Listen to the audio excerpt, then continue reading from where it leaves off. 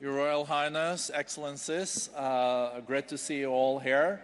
Sorry for running a little bit late, but this is, I see people are very patient because it's a very consequential panel. You also all know that on our special meeting here in Saudi Arabia, it's about global collaboration, it's about reviving growth, but it's also about energy for development. And there's no development without energy. And this is at the core of this panel. It's a great panel. I'll come back to that. But we are faced in many ways with the triangle. And one is energy access. There is close to 800 million people on our planet that don't have access to basic electricity. Let's not forget that. And then in Europe, we have learned a lot about energy security also the last year. So you will have to have predictability when it comes to energy. And the third part of the triangle is decoupling. How can we reach all this and continue development, but also reaching the international agreements that we have made in Paris and lately now at COP28 in Dubai. How to square a circle or maybe square a triangle, I don't know. At least I'll leave this to the panel. That is great. His Royal Highness Prince Abdulaziz has been such a great supporter of our summit.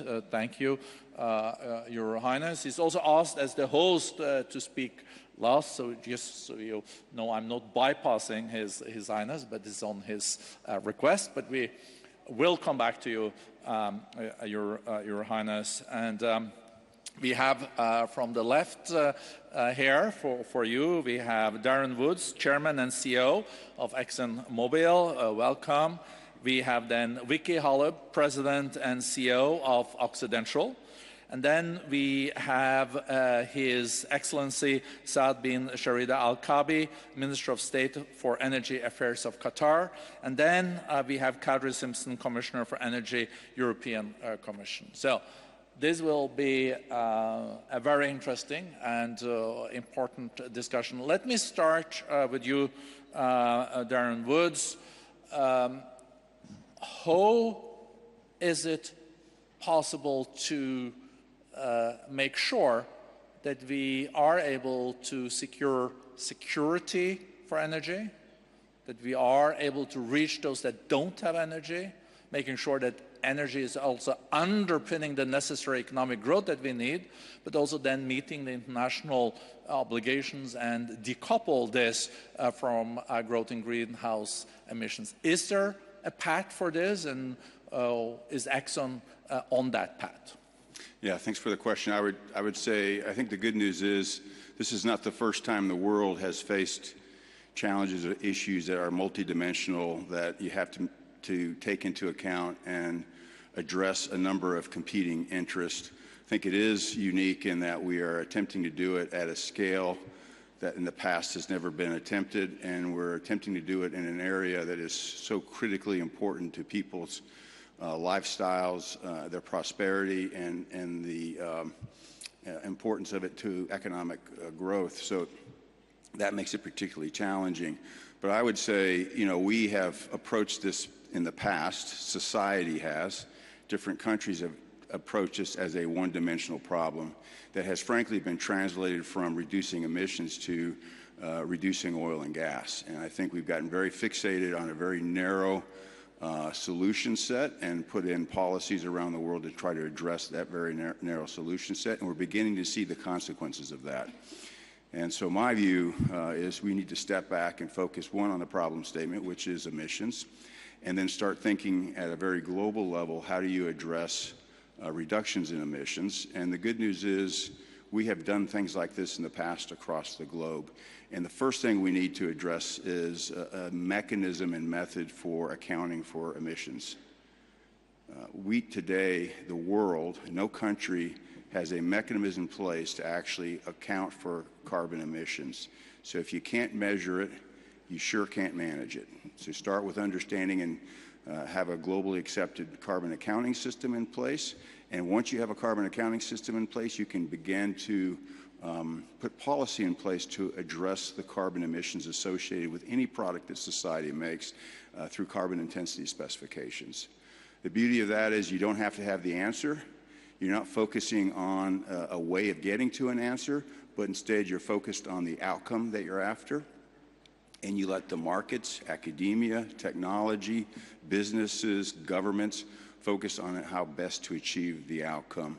That unleashes the power of capital markets and focuses on an objective and doesn't require policymakers to try to come up with an answer on their own, but instead focus on delivering a solution. And this, fortunately, is how we've managed many other parameters that we've tried to control with different products. So think of lead in gasoline, think of sulfur emissions and diesel. There's a number of examples around the world and around a lot of different products that we've already managed to make improvements through a more rational, objective process. Thank you. Thank you very much. I want to move to Kadri Simson, Commissioner for Energy of the EU. EU has been through quite a transformation. 40% of the natural gas that was consumed came from Russia. From one day to another, most of that gas was gone. You pivoted into LNG, both from Qatar, the US, but you also started a process of rolling out then renewables. Listening then to Mr. Woods, but also your experience now, where do you see the energy future of the European Union and still staying competitive? Thank you for your question, and good afternoon, everybody, and thank you for your kind invitation. It's a pleasure to attend today's special meeting. And indeed, it was just a couple of months ago when the European Union was able to announce that we are exiting from the crisis mode. So for a couple of years, our citizens and our industry, they had to face very high energy prices, and on top of that, there was, especially during the winter season, a concern, do we have enough natural gas at our disposal to heat our homes? And now, 2 years since Russia started to manipulate our gas market, we can say that our underground gas storages are sufficiently full and prices are down to pre-war level. So I do remember that in 2021, when we saw first signs that Russia was manipulating our markets, I was visiting Qatar, and we did a very intensive outreach to find alternative suppliers. It was a challenging task, but luckily we had already an impressive network of LNG terminals built out across Europe. So indeed, we managed to diversify our supplies. And saying that, it was a surprise for many member states that one dominant supplier can cut you out like this, because pipeline gas interconnections, they were built during Soviet era. They connected more than a dozen member states in Europe with Russian gas fields.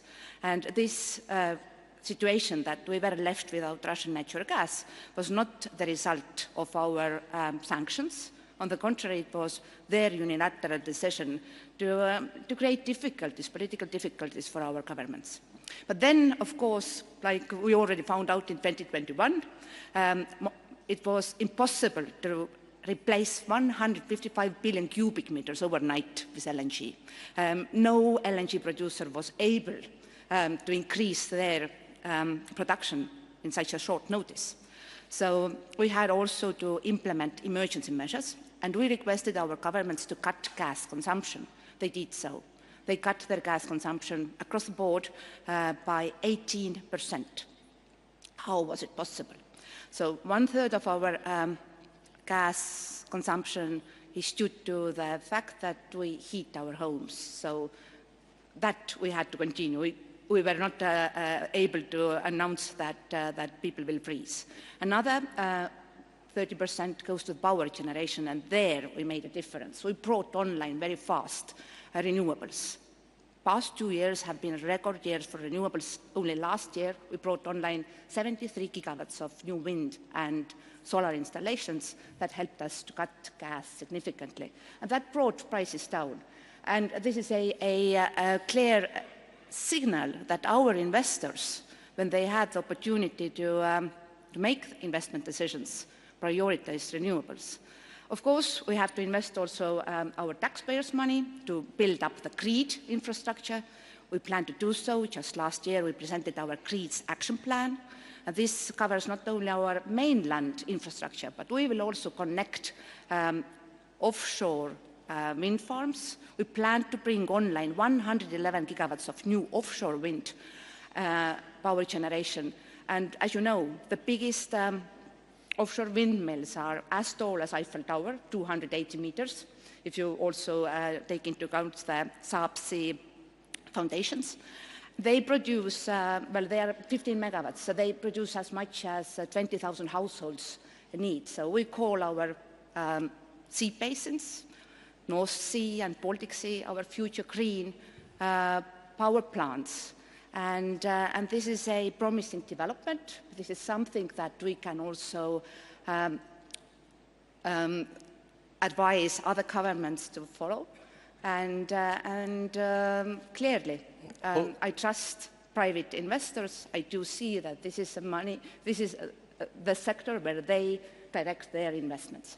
What do you say to those in the European saying that LNG and natural gas is not environmentally friendly? Do you say that this is a necessary bridge, or how do you address that?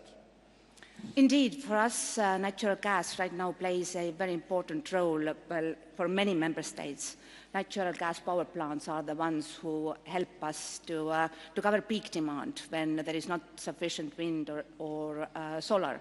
Of course, we are also privileged. We have a vast potential of hydro reservoirs at our disposal, but the most difficult year, summer 2022, we saw that there was a drought in Iberian Peninsula, and this created on top of Russian manipulation, a very difficult situation. Now, on gas, we just presented our 2040 targets. European Union will cut CO2 emissions by 90%, and that means that only renewables, well, this clearly will not be sufficient.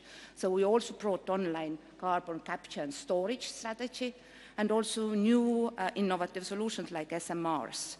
Some of our member states are very excited to bring online new nuclear, and this is totally accepted. Member states can choose their energy mix, and as you know, the commitment of ours is to become climate neutral. So all the low-carbon technologies that help us to do so are welcomed. What do you say to the European countries that have said that they're not continuing with nuclear in this situation, on top of the situation with the Russian gas?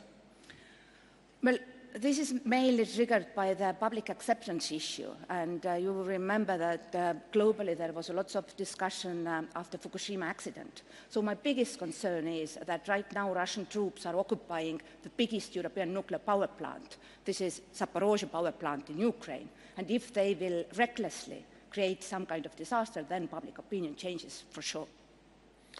Thank you very much. Let me then move to you, Minister of Energy of Qatar, His Excellency Al-Kaabi. Two questions. One is the global energy demand. If we now see global growth back at 3.2%, there will also be an increased demand for energy. Where do you see that energy coming from? And where do you see the role of LNG in this and the long-term prospects for Qatar? I think you're considering even increasing the production of the northern field with like 80% or something. It's on the table. So maybe you can enlighten us about those plans. Thank you. First, I'd like to thank His Royal Highness Prince Abdulaziz for inviting me to attend here, and thank you and the forum, and thank everybody that's attending for attending this distinguished gathering really here. Regarding the outlook for the demand in gas, I think was your question in general, but I think energy in total. Of course, this green push that we're talking about, we're all for having a good environment for us and for our kids and next generation. So we're all responsible citizens living in this world, if you will, small world, and we all want to do what's right. The importance is to do it in a way that's responsible for this generation and next generation, and make sure that people that want to grow and countries that want to grow their economy have the same rights that the richer countries have all along, and we take everybody along for the ride. You've mentioned 800 million people not having basic electricity. I think the number is more like 1 billion or whatever. And if we think about another 1.5 billion to 2 billion joining us in the next 30 years or so, you need power for additional 2 billion people coming on Earth. So I think we shouldn't be selfish and just talking about what we want in our house and forget the neighborhood, if you will.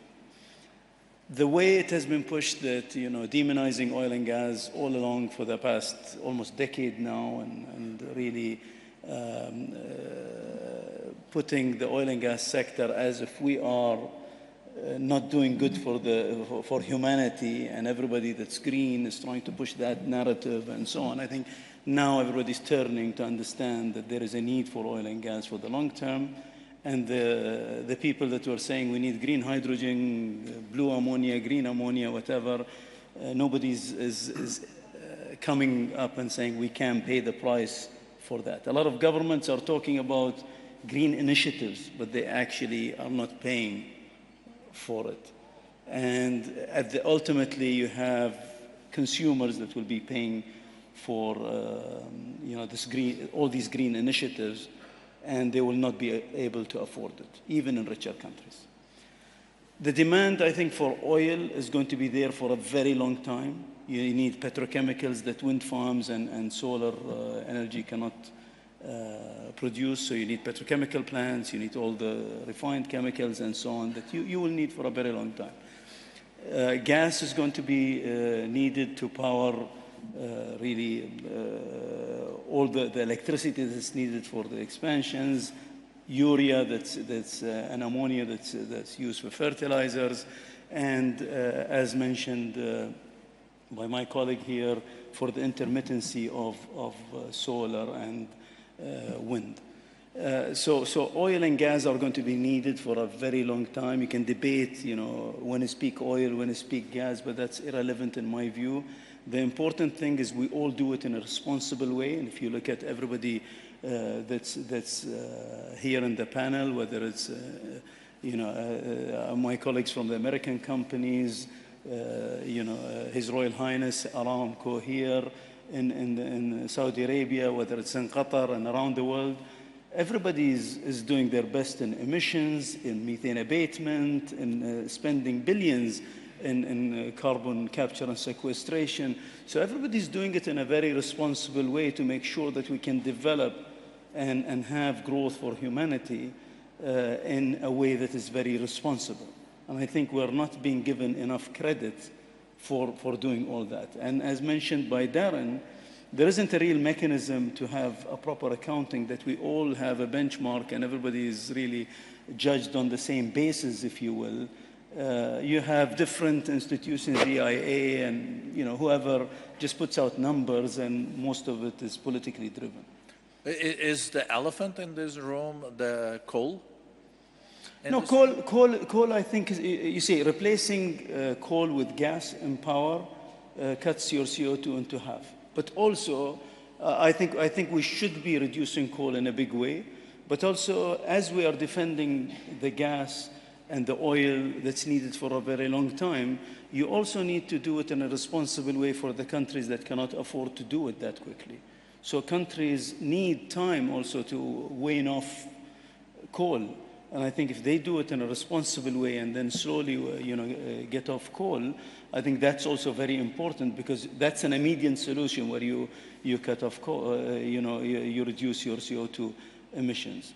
But I think the demand is going to be there for a very, very long time and way, way beyond a lot of the projections that people are talking about. Most of the discussion is driven by political drives for elections.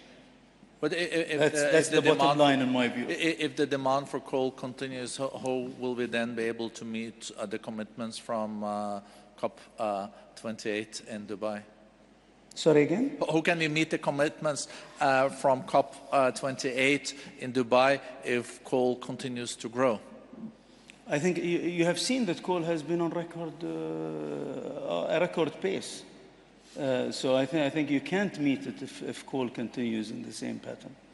So Darren has asked for a short... Just a clarification. Yeah. The Dubai COP28 talk about unabated coal, the phasing out of unabated coal. So abated coal is virtuous. Thank you for that very important clarification, Your Highness. I'll go then a short response from Darren, and I'll go to Vicki Hollub. So, Darren. Well, I just wanted to comment on the elephant in the room, which I think is, it's not coal per se, it's cost. And I think one of the challenges associated with, again, how society's been advancing this is we've taken very small sample sizes and extrapolated to very large problem sets. And the reason why coal continues to be a dominant energy source today around the world is because of the cost advantages associated with that, and the fact that developing nations and people who are trying to raise themselves in their prosperity levels require cheap energy, and coal is a source of that. So the elephant in the room is, how do we address the cost? And we're not going to do it by focusing on in isolation one or two solutions. Instead, it's trying to engage the broader capital markets, broader technology set to find ways to start reducing cost so that you can reduce emissions, as His Excellency said, responsibly. And part of responsible emission reduction is doing it affordably so that nations can do that. I would just make one point with respect to Europe and the response to the high prices. There was luck involved in this, in that there were two very warm winters which allowed the demand for gas to be low, and that allowed inventories to build, which was fortunate for the people of Europe. A price that's been paid but hasn't been fully recognized yet is deindustrialization of Europe, and the fact that many companies are going out of business, and it's very difficult to compete on the world markets with a lot of the policies that are prescriptive policies that are being put in place in Europe. And the cost of that will begin to manifest itself over time. And so huge implications to addressing this huge challenge. But we've got to start doing some real math, looking at the cost, extrapolating and understanding the total problem set rather than very micro. And I think, to His Excellency's point, we've got to stop the propaganda and the politics and get down, rolling our sleeves up, and the world needs to develop a realistic plan for making progress in this space. If it's okay, Vicki, can the Commissioner just comment shortly on that? She's asked for the floor before, but you will have ample time together with His Highness. Commissioner, just a short response to that, if you want. Thank you, Børge, and be aware that each time when you mention Europe, I have to reply. But first I wanted to mention that on coal, this night I will take overnight flight back to Italy because we will have G7 energy ministers meeting, and one issue that we will discuss there again is how to avoid new investments into coal production, because we are very much aware that in Europe the coal-fired power plants are already nearing their end of life cycle. So we ask some power plants that are as old as 40, 50, 60 years old to retire. This is a normal thing to do. But in Asia, the average age of a coal power plant is 13, so you ask teenagers to retire. And this is a different challenge. Of course, we have to help these nations to replace most polluting alternatives with cleaner ones. And this is the reason why the European Union championed a global pledge to triple renewables by 2030, because according to our understanding, renewables are already the most cost-efficient way to produce electricity. What is happening in Europe, since we announced our Green Deal, we do see that our Green Deal is also our growth strategy. So indeed, first mover advantage is something that our businesses are grasping. And this is also covered with our Net Zero Industry Act. So we do have 12 promising new clean tech solutions where we will invest some of our research and innovation funds, but also we will support European producers. So the very moment when there is a concern that we cannot compete with American companies due to the fact that we don't produce gas, natural gas ourselves, but Americans to cover their domestic demand, we have to be innovative and opt for homegrown alternatives. This is what we are doing. Thank you. And before coming to you, Vicki, I tried with one theory on elephants in the room, coal. Darren said cost. Could I also launch a third candidate, and that is subsidies? Well, we do know that coal is heavily subsidized in many countries. There's more taxpayers money going to subsidizing coal than it's for energy transition. But well, let's keep those elephants there, and you feel free to comment on them or even launch new elephants. Vicki, over to you.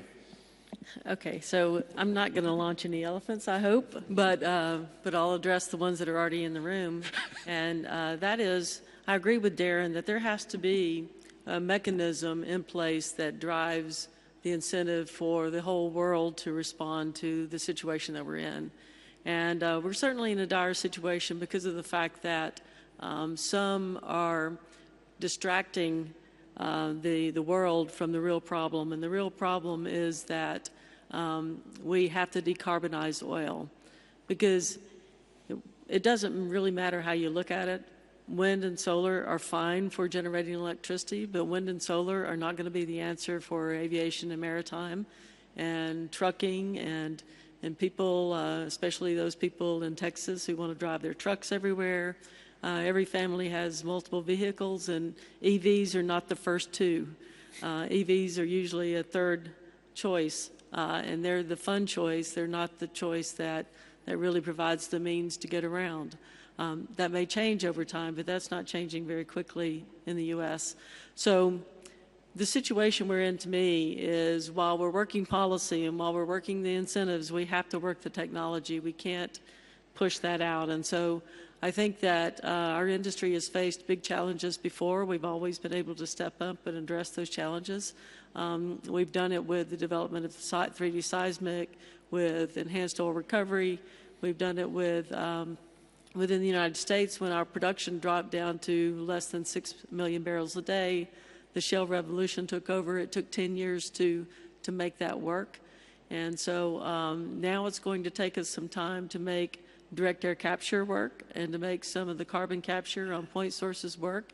But the way we view it at Oxy is that even if you stopped all the emissions from every industrial site around the world, you still need to reduce CO2 out of the atmosphere.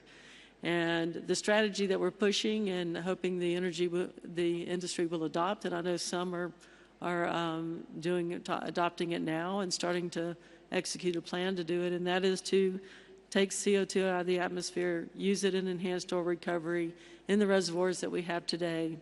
It's a way to generate net zero oil, which then generates net zero fuels for maritime and aviation and gasoline. Also, that would be a lower emission source of oil, too, because the infrastructure would already be installed. So there are multiple ways that generating net zero oil could be a solution for our industry and could be adopted as we advance the technology.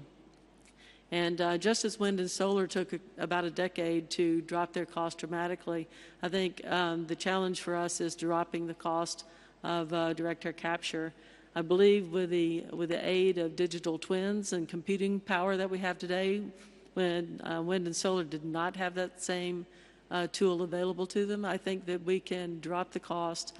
We're building a facility that will extract 500,000 tons of CO2 out of the atmosphere in the Permian in the United States. And we're already, before we even start the third and fourth train, we're already seeing an improvement in technology. We're seeing that AI is also a help to make that happen. So I believe direct air capture has to work. There's also a revolutionary technology to generate electrical power. and it's called in the United States net power. It's something that combusts hydrocarbon gases with oxygen instead of air, so there are no volatile organic emissions, and it captures the CO2 in fresh water as a part of the chemical reaction. So instead of a user of water, it's a provider of water. And the CO2 drives the turbine to create the electricity and then captures off the side a stream of CO2 that can then be used in enhanced oil recovery. So looking at a circular system here where you could actually have the ability to continue to produce oil and gas, the lowest cost, highest intensity fuel in the world, and do it in a way that helps you to get more oil out of the reservoirs we're producing today, that in the end creates the economics that will work to make that a viable solution so that we don't have to discontinue oil. It becomes an emission-free part of the energy mix. Thank you. Do you want to come in now, Your Highness? No, I thought you were going to ask me something. Yeah, I will ask you a question. So, I like this. me too. I thought it was very interesting. I was tempted to ask Darren and the minister if they share this vision of the decarbonized oil and CO2 out of the atmosphere. And dropping costs like we've seen on solar in these areas. Is this decarbonized oil, Your Highness, is that a vision you share with Vicki? If you can move the questions to Darren and Saad, and then I will. Okay, so Darren. I'm enjoying somebody's doing the homework on my behalf. So Darren, you heard Vicki decarbonizing oil. She's putting a lot of money into carbon capture and storage to try to see if we could see the same development there as we saw for solar, fell to 1/10 of the price, and also capturing CO2 from the atmosphere. Are you sharing this vision, and are you optimistic that we can see these kind of breakthroughs? And I'll have that question to Darren, and then to His Excellency, and then we'll see what His Royal Highness thinks. So I think technology is needed. Advancements in technology and breakthroughs in technology are going to play a very important role here. I would say that to date, there hasn't been enough work done in that space or enough incentives for people to make the kind of advances that the world needs, but it is starting, and I know Vicki's working in that space. ExxonMobil has a brand new technology that we're working on, trying to drive the cost of direct air capture down. There are many other companies doing that. And so I think the good news is there is work going on in this space, in the technology space. The bad news is the costs remain today, I think, prohibitively high. You can apply it in very small applications, oftentimes at high prices. And the challenge is, how do you develop a technology that you can broadly distribute to deal with the issue across the world? And so I do think it's going to be important. It comes back to the point I was making before. We shouldn't be focused on the molecules of hydrogen and carbon and that go into crude oil. We should instead be focused on the emissions. Oil is going to be around for a long time. People have to remember that the issue that we're trying to deal with is the combustion of oil products. So combustion and the emissions associated with it. Deal with the emissions, you can still combust. Even without combustion of oil products, today oil goes into, and if you look at the demand for growth for oil going forward, it goes into chemical products that are absolutely essential to modern life. That's not going to go away. And so the idea that you're going to eliminate oil and gas, I think, from the equation in total, I just think isn't based on the reality of the molecules of those feedstocks and what they go into to support the standards of living that everyone around the world is either enjoying or aspiring to.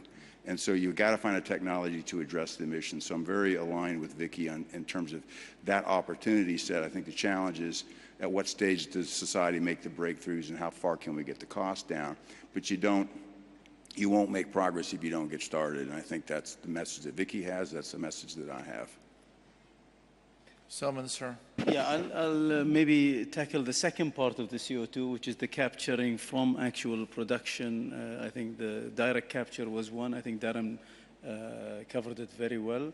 On the capture of CO2 from our production, If you look at what we've done in Qatar, we've been injecting 2.5 million tons of CO2 that we're capturing from our facilities in LNG since 2015, 2.5 million tons per annum. So before anybody was talking about CO2 sequestration or capture, we were already doing it. In our production increase that we are going to have, we're actually in construction today to go from 77 million tons to 126 million tons. We've announced also going on another phase to 142, but just in the first phase of development to 126, we're going to capture another 11 million tons per annum of CO2 and sequester that. All our LNG fleet, we've already ordered are in construction of 104 LNG ships. All of them are going to be powered by LNG without any heavy fuel oils to power them. The whole CO2, the whole LNG scheme that we have is the lowest LNG scheme from basically production to ship in the world. Even with the enhancement that we have, we're going to add another 3 to 4 million tons of CO2 sequestration. We're building the largest blue ammonia plant in the world that has solar and CO2 sequestration attached to it in the south of the country. The other third part, which I think also Vicki talked about, is enhanced oil recovery. We're capturing CO2 from our industrial sites in the north of Qatar, which is the LNG plus the chemicals, and we're piping them. The pipeline construction has already been completed to take it across country to our Dukhan oil field for enhanced oil recovery. So that's all being done, and I'm sure if you have, Amin Nasser is here, he sits here and tells you about the stories they're doing in Aramco, they're doing what we're doing and even more at a larger scale. So everybody's doing their part of being responsible producers. I think but also people don't look at that much. No, so I think that I think that the decarbonization, of course, probably is most cost-effective with coal, then with oil, and then natural gas. But the whole revolution that we could foresee here, Your Highness, related then to decarbonized oil as one track. It would be interesting to hear your comments there. But this is a broader panel, as I started. Yeah, but I thought the original question has to do with how can we energize the world economy now and in the future. Yeah. So much broader, as I started. So if I may just be I have no understanding of how elephant culture is, so I'm going to be the camel in the room. Camels, I understand, and I can co-opt with that, but so I'll be the camel in the room. And the camel in the room will tell you, again, we should not be in all of these events declaring our Puritans from being the nasty people that does something wrong to the environment and not being monolithic in our choices. We stand the risk of being accused of acting irresponsibly or in an irresponsible way. I think the bigger question that people need to devote a lot of time, and they will realize that there are so many elephants to attend to. Darren, you mentioned costs. Saad, you mentioned technology. Others will tell you a bigger evolving elephant is trade barriers, where people are now, they're giving it a softer name, which is fragmentation. I call it silos. So if you have silos, if you have, again, people forget that climate change issue and sustainability is a global issue. It cannot be attended to in regional scopes or a smaller territorial thing. It has to be global. To make it global, I think we have to be conscious of the fact that we here in this room and many others here in the room have choices that at least 60–70% of the world population do not have that choice. Those who are suffering from energy poverty, those who cannot make ends meet, those who are still burning trees, converting them to charcoal and making ends meet through selling that charcoal and buying food for themselves. We see them ourselves in Saudi Arabia because we have our sustainability program and we work with so many countries in Africa and Southeast Asia, and we have people in the ground that see the misery that people are going through. In fact, I talked to Darren and Vicki in some times on issues of how can we help and support.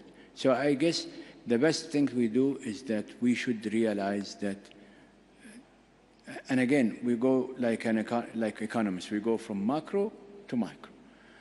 We have to assess what would be the world energy demand in the future, taking into account trying as much faithfully and honestly to bring people up the economic ladder, and there are 6 billion people that needs to go higher, and look at what will happen to the world economy as a lollipop, and what happened to energy consumption will be if these 6 billion go up into the economic ladder higher.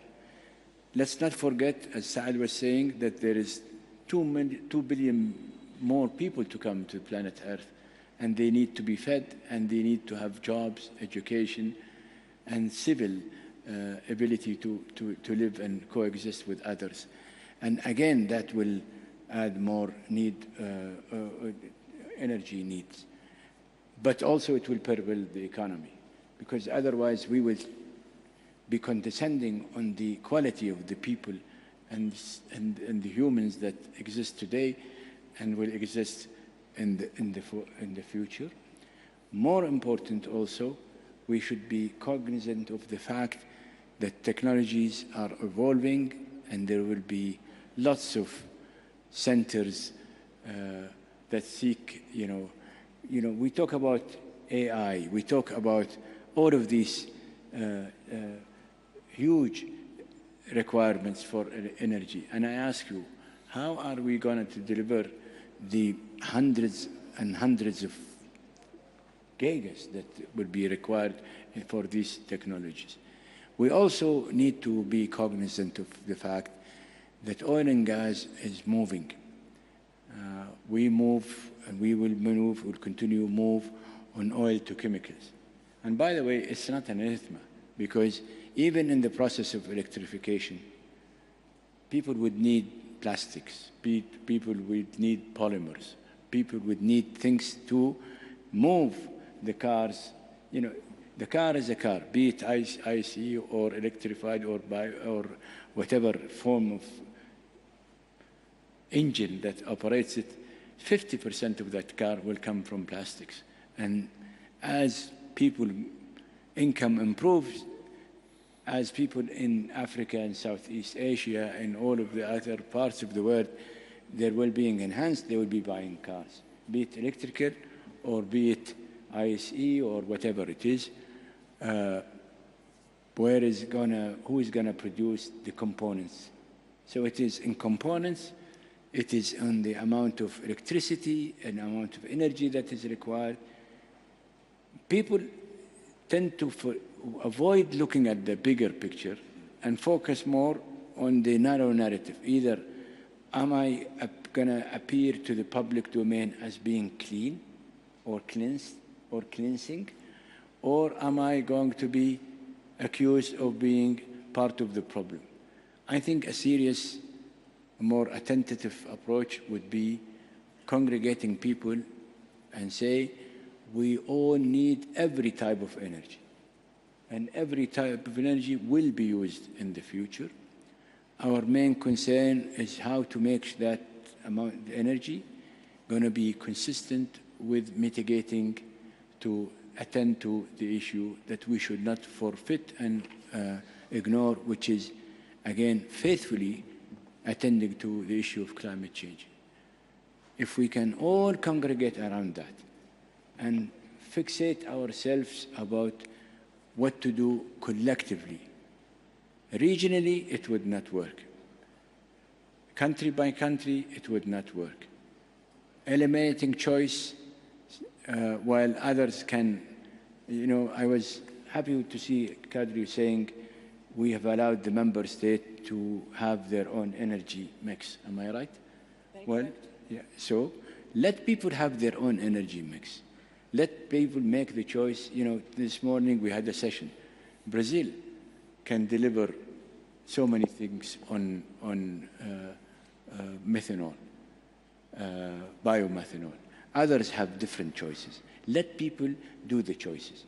Again, let us make the principle has to do with emission and not to forfeit the idea of reducing emissions. If we can congregate around that, and by the way, this is what we have agreed in Dubai. Because I believe that what we have agreed in Article 28 in Dubai is a recipe, is a menu, as I call it, French menu, which is an a la carte. Talks about, yes, and that's the distinction I mentioned just as I tried to interfere. In that article, it talks about unabated unabated coal. Nobody would like to see an unabated coal being utilized. But then there are other elements. There are 8 other elements, including renewable, including carbon capture and sequestration, including transitioning away from hydrocarbon. But look at the distinction. In that item, we use the word phasing out unabated coal. When it comes to hydrocarbon, we said transitioning from. And there are 8 choices. So pick and choose. What's your choice? As long as you can showcase that you are mitigating and you're reducing your emissions, I think the whole world will be doing a great job not only for this generation, but for the generations to come. If we don't do that and we don't act as international citizens, responsible citizens, I think we'll end up with so many other. We just enumerated 4 elephants. There will become 6, 7, 8. And you know what will happen? The whole thing will not be attended to. So even if Europe succeed wholeheartedly to achieve all of its goals, emissions will come to Europe from different directions. And nothing will survive the day if we don't, again, work holistically. I'm sorry for taking much of the time. Thank you, Your Highness. I wish we could have continued with this panel for another 15, 20 minutes, but there is a new panel on the geopolitics coming up with His Highness Prince Faisal. I think what we learned from this panel that there are elephants in the room, but is also that we will need to be able to do several things at the same time. We will need to address the increased energy demand with 2 billion more people. We will need to also address the situation for those that are living in energy poverty today, close to 800 million. I think there are different numbers out there. My team wrote 772 here. I don't know where that number comes from, but there is a big chunk of people that don't even have electricity. Then we need to also be inspired from what we have seen from the renewables. Who would have thought 10 years ago that the price of solar would fall to 1/10 and wind from 1/7? And that is the new technologies that also Vicki alluded to: decarbonization of oil, also carbon capture and storage, CO2 capture in general. And then, of course, it is the security piece. If you don't have diversification of your energy and rely on one partner, that's not what we're doing on other areas of our economy. And then it's reviving economic growth that we also will need to meet the Sustainable Development Goals, no energy, no development. And then is this overall commitment to decouple this from growth in CO2 emissions. So it is really, really, I think, the most challenging puzzle that we are faced with globally for the time being. And of course, there are ways of then measuring better. There are ways of putting a price on also what you want more of and what you want less of. And then His Highness's point about unabated coal, that's critical. And if you want more unabated coal, I guess you should not subsidize what is not unabated coal. So these are some reflections from myself at the end. I hope I didn't then start a new discussion by this, but I feel very privileged to have such a great panel here about and also dealing with one of the most complex issues of our time. So big thank you to the panel. Thank you very much. And it's a good sign, you know, not all panels you want to continue, but I think for this one, we would have liked to continue a little bit longer, but c'est la vie. Thank you. Shukran. But you see, we are very civilized with our friends from the EU, contrary to the media. Thank you.